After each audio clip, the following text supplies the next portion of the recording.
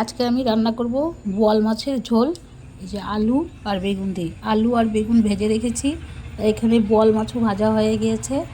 আর এখানে মশলার মধ্যে নিয়ে নিয়েছি এখানে কাশ্মীরি লঙ্কার গুঁড়ো, আর এখানে নুন, এখানে কাঁচা লঙ্কা বাটা, এখানে জিরে পেস্ট, আর এখানে রয়েছে হলুদ। তো এই উপকরণ দিয়ে আমি রান্না করব আজকে বোয়াল মাছের ঝোল। তো শুরু করা যাক।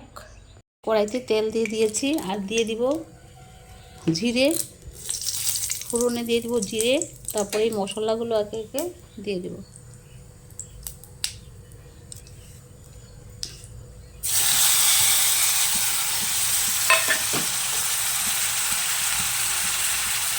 মশলা সবগুলো মশলা একসঙ্গে দিয়ে দিয়েছি।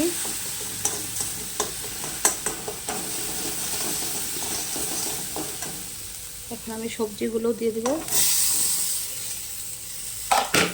সবজি ভাজাই আছে, বেশি ভাজতে হবে না। তারপর আমি জল ইউজ করবো, এখানে অল্প ভাজা ভাজা করে নিয়ে আমি জল ইউজ করবো।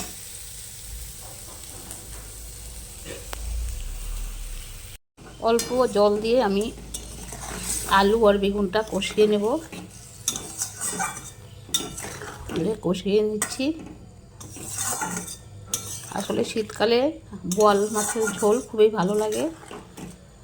কে কেমনভাবে খায় সেটা তো আমি বলতে পারবো না, কিন্তু আমরা আলু বেগুন দিয়ে ঝোলটা বেশি পছন্দ করি।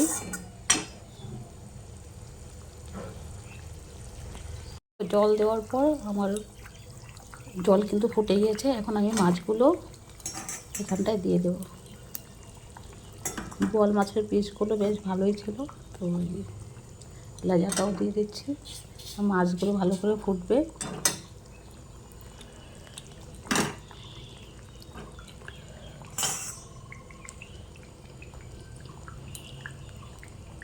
এই তো আমার বোয়াল মাছের ঝোল রেডি হয়ে গিয়েছে।